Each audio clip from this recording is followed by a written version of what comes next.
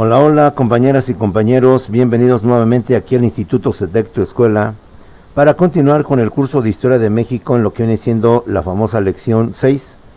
Hemos visto hasta ahorita las dos primeras etapas de nuestra historia, para que recordemos que así es como vemos la historia y no nos vamos a confundir. La primera etapa llamada la época prehispánica, la segunda etapa hasta 1521, la segunda etapa llamada la época colonial o virreinal, de 1521 a 1821. Y en esta etapa donde quedamos pues bajo el yugo español, vimos cómo cambian las cosas en lo político, en lo económico, en lo social. Vimos también cómo en lo cultural cambia completamente nuestra estructura, nuestra organización, y obviamente lo que viene siendo al final, que es la independencia de México, de 1810 a 1821, y es justamente aquí donde nos quedamos. México, después de 300 años, después de 3 siglos, logra lo más sagrado, lo que todos aspiran, que es su libertad, su independencia, su soberanía. Logramos por fin separarnos de lo que viene siendo España y nos convertimos en un nuevo país completamente libre, soberano e independiente, que con el tiempo adoptamos el nombre de México, o mejor dicho, oficialmente el de Estados Unidos Mexicanos. Con esto, compañeros, aparentemente se inicia una época que es la tercera del México independiente moderno. De 1821 al año de 1917, compañeros, que a grandes rasgos abarca lo que va a ser Benito Juárez, Porfirio Díaz y lo que viene siendo, obviamente, la Revolución Mexicana. Esta etapa, compañeros, una vez que logramos lo más difícil, que fue separarnos de España, auguraba y pronosticaba, obviamente, una época de modernización, una época de triunfo, una época de desarrollo, pues por fin nos hayamos librado del español, compañeros. De esta manera tenemos el México independiente moderno, primera parte de 1821 a 1876.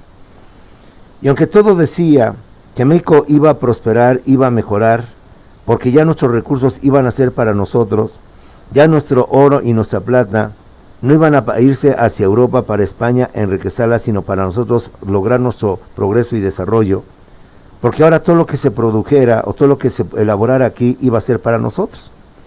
Esos eran los pronósticos, ese era el augurio, y eso era lo que vislumbraba el futuro de los mexicanos. Pero en la realidad, compañeros, es que fue todo lo contrario, todo lo contrario. Como nación independiente, los mexicanos, en lugar de unir talentos, en lugar de unificarnos, en lugar de asociarnos, y por tanto, si así como nos asociamos en la lucha, en la guerra, en lo político, nos hubiéramos asociado en lo social, en la paz, etcétera, quizás hubiéramos sido otro país. Para este periodo, compañeros, se le conoce también como un periodo de la inestabilidad política y obviamente del estancamiento económico. Al haber inestabilidad política, va a haber un estancamiento económico y por tanto va a haber un retroceso o un atraso en lo que viene siendo el desarrollo y el progreso de un país. ¿Por qué?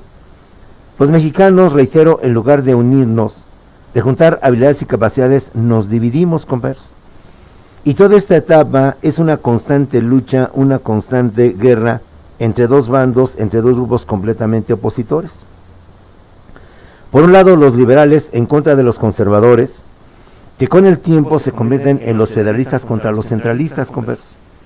En esta etapa, unos a otros se arrebatan el poder, unos a otros ocupan el poder, compañeros, y tenemos en esta etapa presidentes que duran solamente minutos, presidentes que duran horas, presidentes ya quizás los mejores duran inclusive día o días, quizás semanas, quizás meses. Ya los buenos, o los que al menos les fue mejor, llegan a durar aunque sea unos 2 o 3 años. De esta manera, nuestro país se divide en dos fracciones, en dos grupos opositores. Los antiguos insurgentes que lucharon por la independencia y por nuestra emancipación, se convierten en liberales y después en federalistas. Los antiguos realistas, que se mantienen todavía en México, entre ellos el clero, entre ellos el ejército y una gran cantidad de españoles y de criollos, se convierten en conservadores y en centralistas.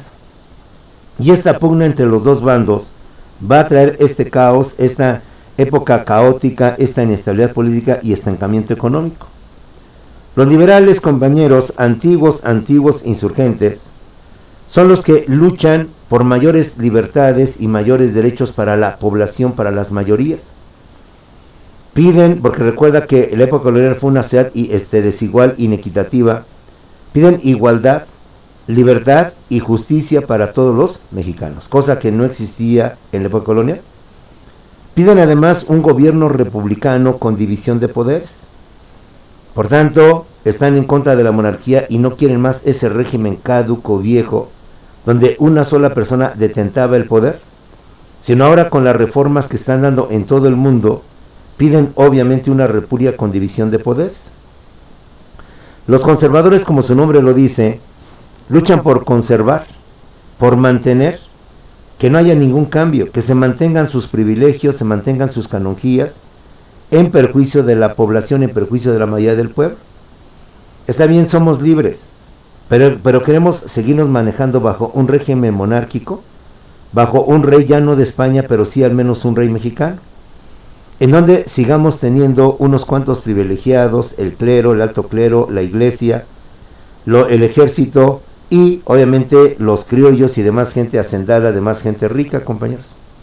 Como puedes ver, dos conceptos completamente diferentes de país, compañeros. Con el tiempo, estos grupos se convierten en federalistas y en centralistas. Los federalistas luchan, compañeros, por crear un estado federal. Un estado federal es aquel que tiene entidades o estados con autonomía política y jurídica y administrativa, como actualmente es México. Externamente ante el mundo somos un solo país, somos una sola nación y estamos bajo el liderazgo de una sola autoridad llamado Presidente de la República Mexicana. Y el presidente es la autoridad de todos los mexicanos, de los zacatecanos, de los mexiquenses, de los defeños, etcétera. Pero internamente un estado federal está constituido por varios estados que tienen soberanía, que tienen autoridad y que tienen por tanto su propia autonomía. Aunque externamente somos un solo país, internamente tenemos el Estado de México, de Zacatecas, de Durango, la Ciudad de México, y cada uno de ellos tiene su propia autoridad. Tienen propias autoridades. Eso es un Estado federal, converso. De esta manera, esta otra facción junto con la liberal estaban pugnando por países en aquel tiempo o formación más moderna, más actualizada, más democrática. Los conservadores, como lo hemos dicho, querían mantener un régimen monárquico, un régimen de un rey, y que todas las cosas se mantuvieran igual, fuéramos o no fuéramos de España, simplemente el régimen no cambiaba, se conservaba. Los centralistas a su vez luchaban por, como su nombre lo dice, por un poder central, por una autoridad central que concentrara desde el centro del país o de la república, desde la capital, todo el poder y toda la autoridad, y que desde ahí, desde el centro, gobernara, mandara en todo el territorio de la República Mexicana, y que a lo mucho iba a tener encargados o responsables de cada uno de los estados o cada una de las intendencias, más que estados, ellos hablan de intendencias, cuya función sería únicamente cumplir las órdenes del poder central, cumplir las órdenes de la autoridad central, converso. Como puedes ver, esta diferente óptica o punto de vista es lo que vino a traer el México moderno, la independencia de México y en consecuencia la inestabilidad y el estancamiento económico. Pues hubo constantes luchas, constantes pugnas, constantes batallas. La prueba, ese cambio constante de presidentes que implicó que la industria, el comercio, el transporte quedara completamente estancado. No había, para colmo de males, finanzas públicas sanas, porque todos los gobiernos lo invertían inmediatamente en las campañas en contra del otro bando. Las carreteras eran inseguras, no había vías de comunicación, es decir, nuestra economía estaba completamente estancada. Esta misma lucha pasa a lo que viene siendo el orden político. Como presidentes o gobiernos eminentemente liberales y eminentemente federalistas está Guadalupe Victoria, primer presidente de México, compañeros, y también se encuentra Vicente Guerrero, segundo y tercer presidente Valentín Gómez Farías. Todos ellos representan lo que viene siendo el régimen liberal, el régimen federalista. Por cierto, Valentín Gómez Farías es el que realiza la primera reforma liberal, que consiste en suprimir, en quitar privilegios tanto al clero como lo que viene siendo a la iglesia. Y como puedes ver, ya desde aquí se visualiza ese conflicto. Mientras los liberales luchan por quitar esos privilegios a unos cuantos, los conservadores obviamente no van a permitir que se dé esta situación. Por parte de los gobiernos conservadores o gobiernos centralistas también se encuentran, entre otros, Agustín de Iturbide. Agustín de Iturbide se ostenta como el primer emperador de México. Mientras estos grupos debatían entre qué forma de gobierno se adoptaba, si la república o la monarquía, Agustín de Iturbide junto con un grupo deciden ellos mismos autoproclamarse emperador de México. Y se ostenta por tanto como Agustín I, y la primera forma de gobierno una vez en nuestra etapa independiente es el primer imperio mexicano con Agustín I, Agustín de Iturbide. Por parte de los conservadores, quienes también ocupan la presencia y destacan, insisto, fueron muchos, pero los más importantes, tanto los liberales como de los conservadores, son Anastasio Bustamante y Lucas Alamán. Por cierto, siendo un conservador Lucas Alamán y Anastasio Bustamante, ellos empiezan a impulsar nuestra industria. Ellos crean increíblemente políticas a favor de impulsar la industria, impulsar lo que viene siendo nuestra economía, dando y creando lo que viene siendo los apoyos necesarios para que nuestra industria empezara a florecer. Pero otro presidente, otro gobierno conservador, sin lugar a dudas, fue Antonio López de Santana. Santana, nada más para que nos demos una idea de lo que significó esta etapa, llegó a ocupar la presidencia en un periodo de 50 años, es decir, un periodo que abarca esta etapa de conflictiva. 11 veces fue presidente. Como puedes ver, cuando Santana ocupa la presidencia 11 veces, inmediatamente nos damos cuenta lo que significó esta inestabilidad política.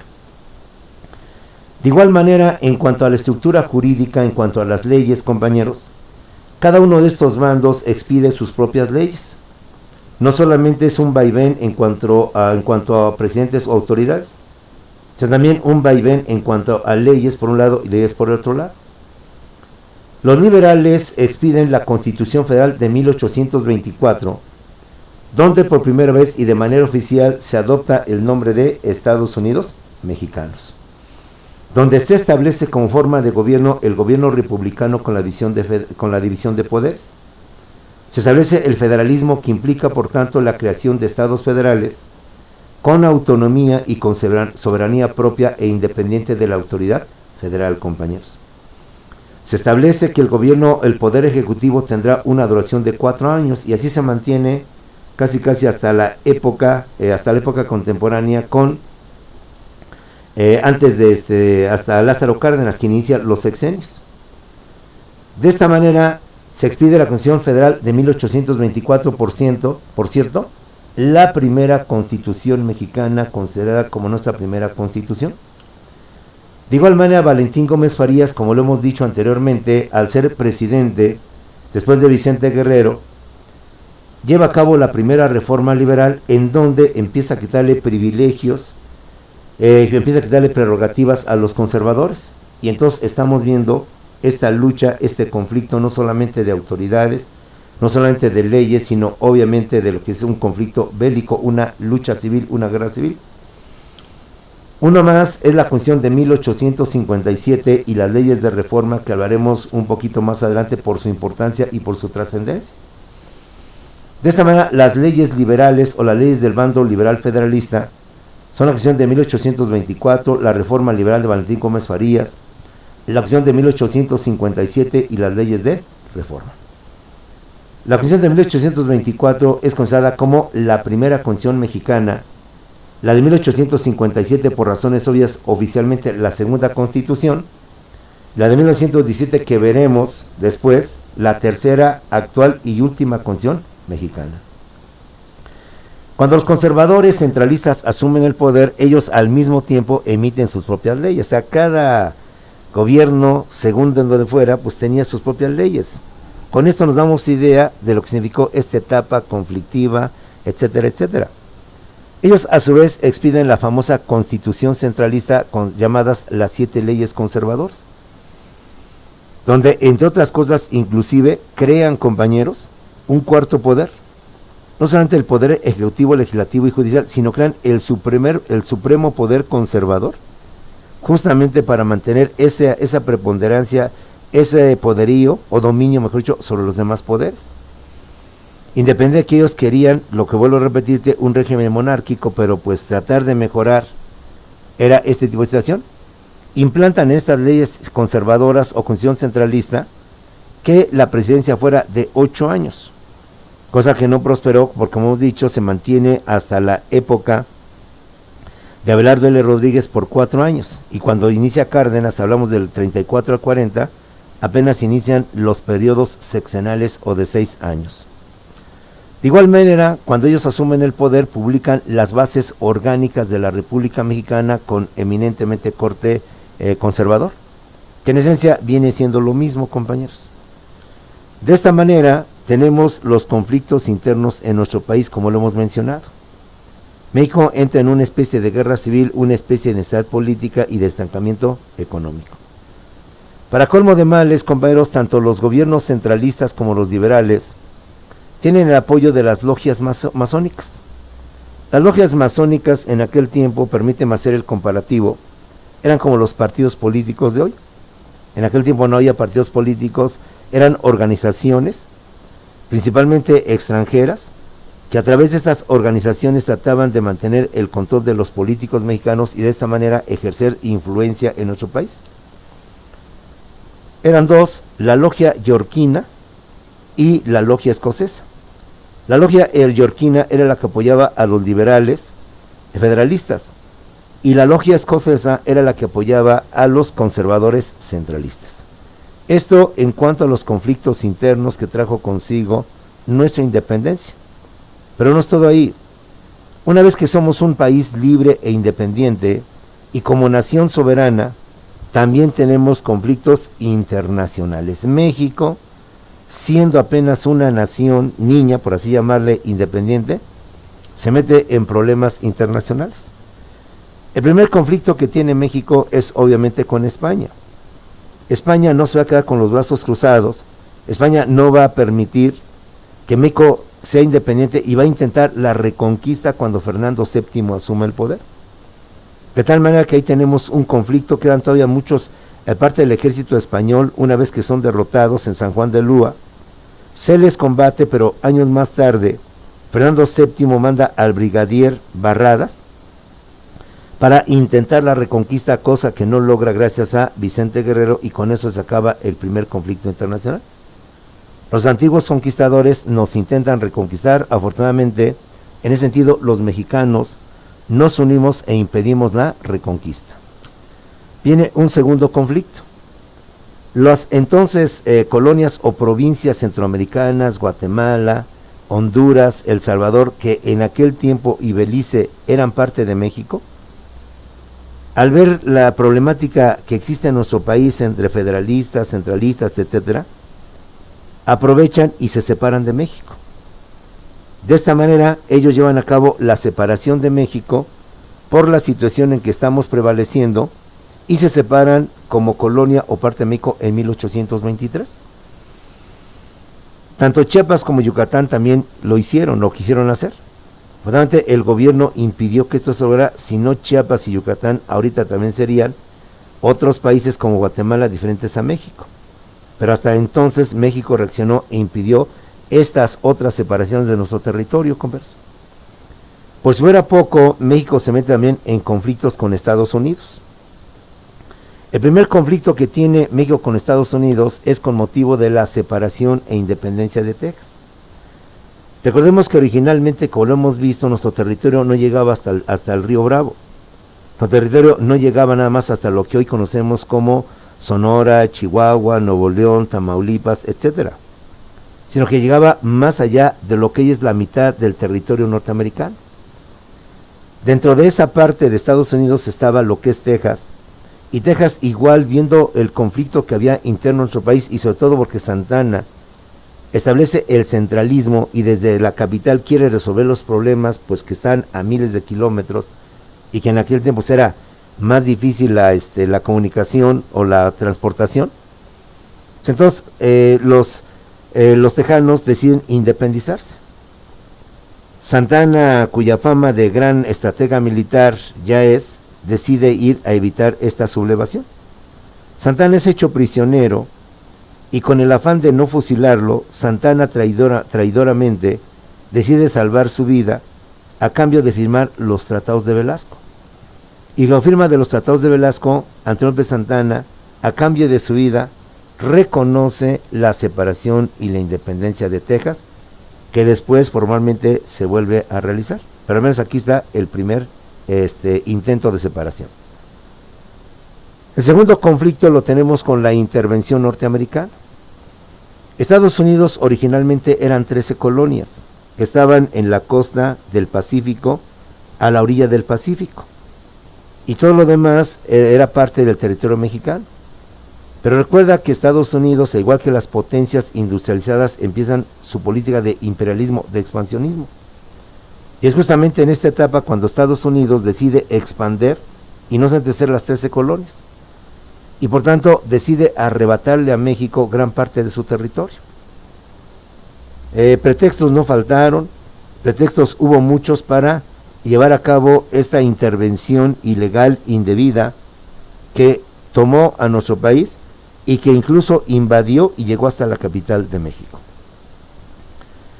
Hay momentos en que en el Zócalo ondea la bandera norteamericana y no en Palacio Nacional y no la bandera mexicana. Estados Unidos amenaza con continuar expandiendo todo su dominio, pues inclusive todo el territorio mexicano. Ante esta amenaza, México, compañeros, decide firmar la paz, decide firmar el conflicto, tener este conflicto, a través del llamado Tratado de Guadalupe Hidalgo. Con el fin de evitar esta intervención y con el fin de evitar que Estados Unidos se siga expandiendo y por tanto se adueñe de todo lo que es México, deciden firmar los Tratados de Guadalupe Hidalgo, conocidos sarcásticamente como los Tratados de Paz, Amistad y Límites, donde México pierde más de la mitad de su territorio, compañeros. Más de 1.500.000 kilómetros cuadrados. Lo que es Nuevo México, Utah, Arizona, Alta California, Texas, Colorado, que eran territorio mexicano, ahora pasan a ser territorio norteamericano. A cambio de que Estados Unidos se vaya de nuestras fronteras, de nuestro territorio, perdón, y en consecuencia México le ceda esta parte de nuestro territorio, Estados Unidos decide dejarnos y decide por tanto abandonar. Con eso, como puedes ver, Estados Unidos se apropia de lo que viene siendo más de la mitad de nuestro territorio. Tenemos también conflictos internacionales con Francia. El primer conflicto con Francia fue la llamada Guerra de los Pasteles. Dada la situación que había de desorden, de problemas internos entre mexicanos, entre liberales contra conservadores, y constantemente había conflictos en toda la República, el pretexto de Francia es que con motivo de estos conflictos se afectaba a los intereses de los franceses que estaban aquí en México, siendo llamativo los daños que se le causó a una pastelería obviamente de un francés. Y Francia lo que quería, porque él también era un país imperialista, quería establecer en México una colonia francesa, y de ahí pues combatir a Estados Unidos con su imperialismo. Entonces, bajo este pretexto obviamente insulso, Francia le declara la guerra a México, pretextando obviamente la afectación a sus connacionales que se encuentran en nuestro territorio con motivo de los disturbios entre mexicanos. Para parar este conflicto, México decide indemnizar al pastelero, a los ciudadanos franceses y también a Francia, y con esto se acaba dicho conflicto. El segundo conflicto es la intervención francesa con el segundo imperio de Maximiliano de Habsburgo.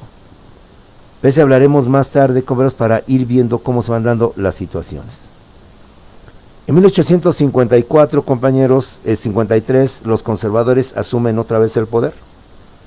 Juan Antonio López de Santana, quien se convierte en todo un dictador con un poder autoritario, donde establece impuestos y ordena que todas las casas que tienen ventanas y que tienen puertas pagarán un impuesto.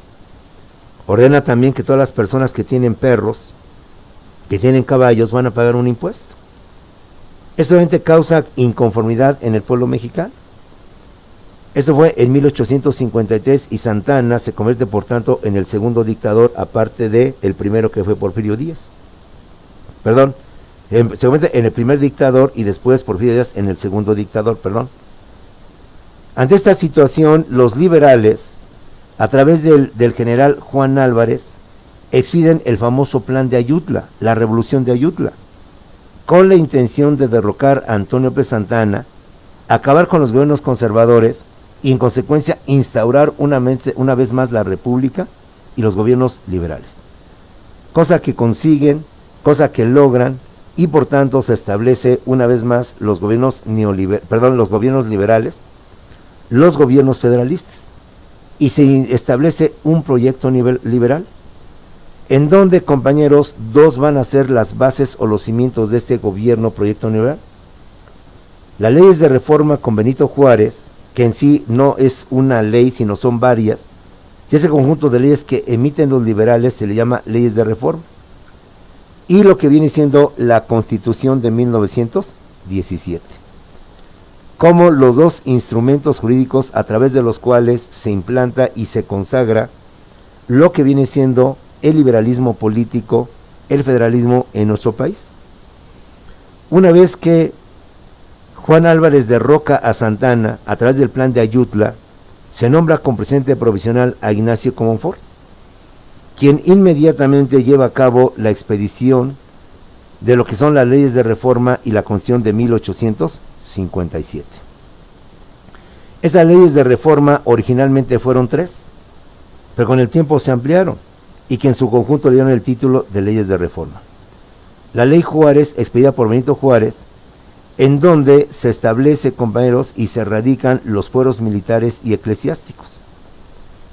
La ley Lerdo, compañeros, en donde se expropia lo que vienen siendo los bienes de la iglesia y pasan por tanto a poder del Estado. Y la ley Iglesias, que prohíbe por tanto los costos de los servicios eclesiásticos. Como puedes ver, con esto le están pegando a los conservadores, le están afectando los intereses y las prerrogativas de los conservadores. Con el tiempo se expiden más leyes de reforma, entre otras la famosa ley del registro civil, en donde ahora el Estado va a asumir, compañeros, el control de lo que viene siendo justamente los nacimientos, lo que viene siendo los casamientos, que en aquel tiempo eran controlados por la iglesia. Se establece la ley del matrimonio civil, en donde se establece que ahora será un contrato manejado, o mejor dicho, dado ante la fe de la autoridad pública. Se mantiene la ley de secularización de cementerios, donde los cementerios o los panteones pasan a poder y al manejo del Estado que antes tenía la iglesia. Se establece la ley de la nacionalización de los bienes eclesiásticos, como hemos dicho, complementando la ley Lerdo, para que los bienes de la iglesia pasen en automático a la nación bajo la administración de lo que viene siendo el Estado. Se establece la ley de libertad de cultos para consagrar la libertad de creencias y no solamente la creencia católica y ser libre en cuanto al pensamiento. La Constitución de 1857 viene a establecer las garantías individuales. Viene a establecer y a consagrar la forma de gobierno republicana, federalista, el Estado laico y, como lo he dicho, la división de poderes. Quienes elaboran esta Constitución son los liberales puros, los liberales radicales, entre los cuales se encuentran Benito Juárez, Miguel Lerdo de Tejada, José María Iglesias, Melchor Ocampo, Ignacio Ramírez, Francisco Zarco y Ponciano Arriaga. Reitero, quienes elaboran esta Constitución son los nuevos liberales, conocidos como radicales o puros por su extremismo, por su radicalismo. Ellos querían cambios profundos en esta nueva Constitución, como lo hemos mencionado, en donde se instaura de forma definitiva la república, división de poderes, Estado laico, el federalismo, etc. Quienes integran este poder constituyente son Benito Juárez, Miguel Lerdo de Tejada, José María Iglesias, Melchor Ocampo, Ignacio Ramírez, Francisco Zarco y Ponciano Arriaga. Estos dos documentos, las leyes de reforma, que insisto son varias, no nada más es una, pero para efectos prácticos se le llaman así leyes de reforma, y la Constitución de 1857 que ya hemos mencionado, van a provocar, compañeros, justamente la guerra de reforma o la guerra de los 3 años. Los conservadores les han afectado sus intereses, le están quitando privilegios, le están quitando sus propiedades.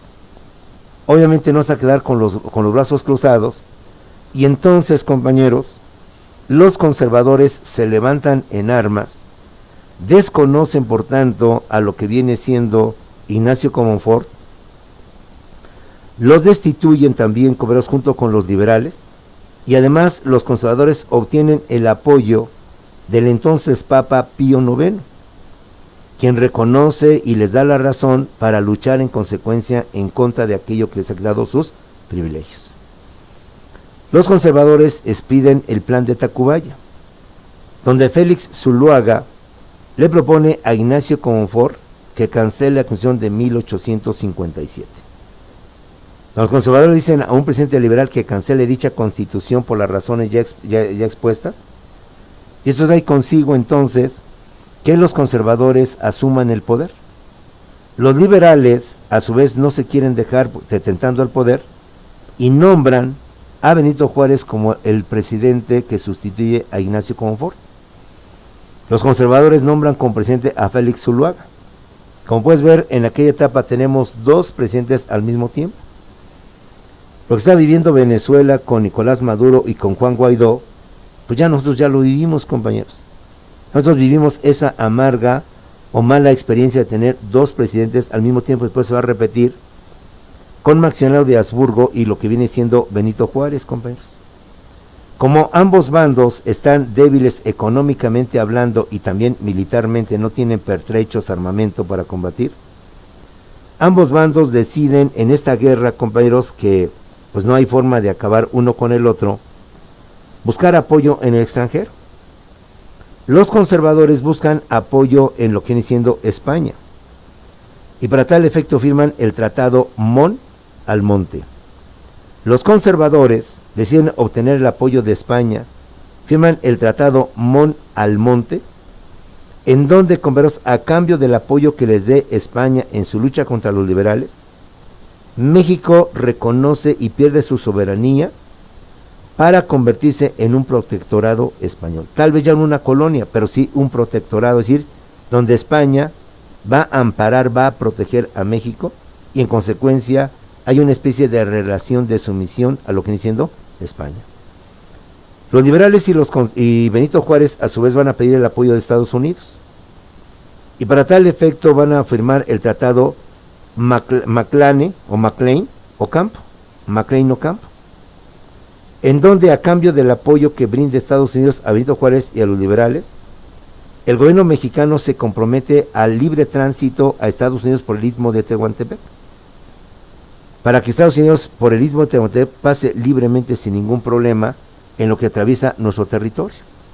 Como puedes ver, ambos bandos, con el afán de derrotar a su contraparte, deciden por tanto llevar a cabo estos tratados donde pues de alguna manera damos parte de nuestra soberanía. Por fortuna ninguno prosperó, y al final de esta guerra, al final de esta lucha entre mexicanos, ganan los liberales, y de esta manera Benito Juárez asume una vez más la presidencia, compañeros, y en consecuencia se lleva a cabo la famosa instauración de lo que es nuestra república.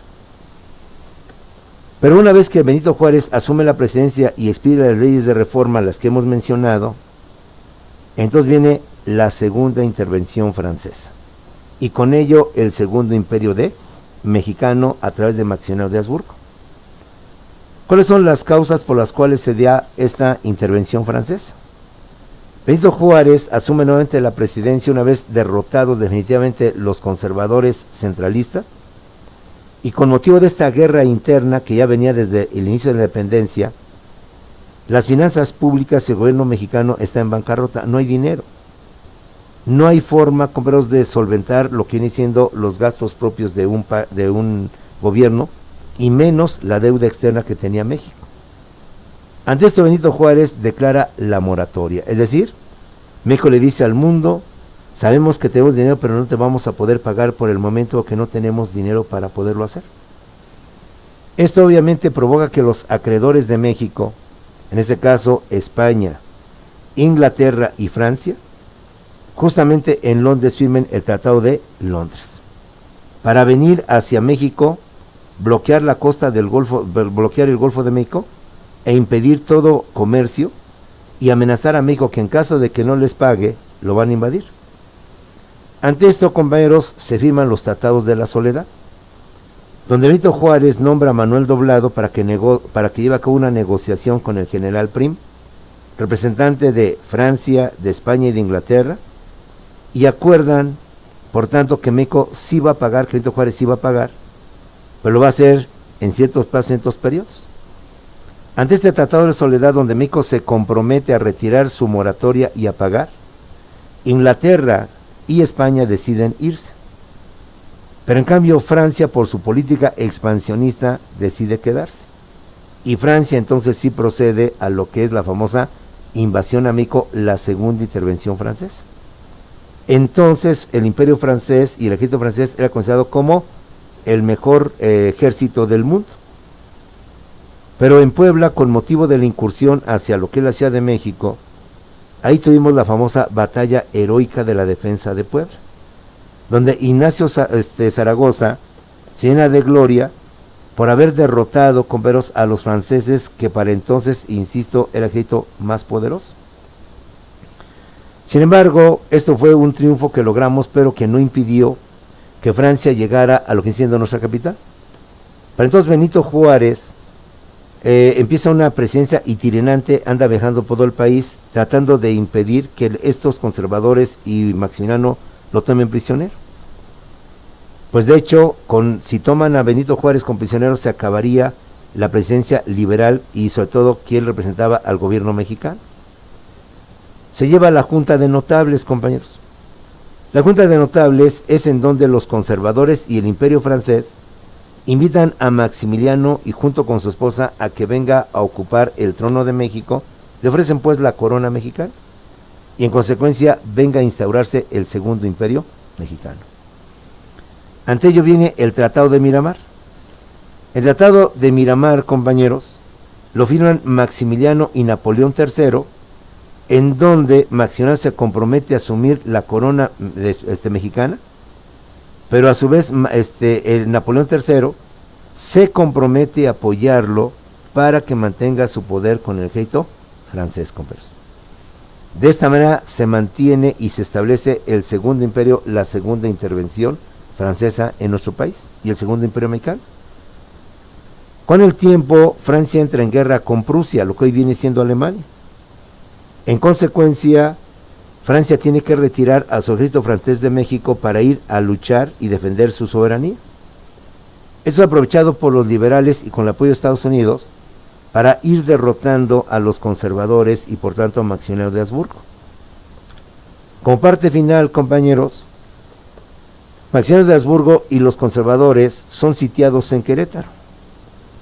Son ahí derrotados, compañeros, y son hechos prisioneros en lo que viene siendo el famoso Cerro de las Campanas.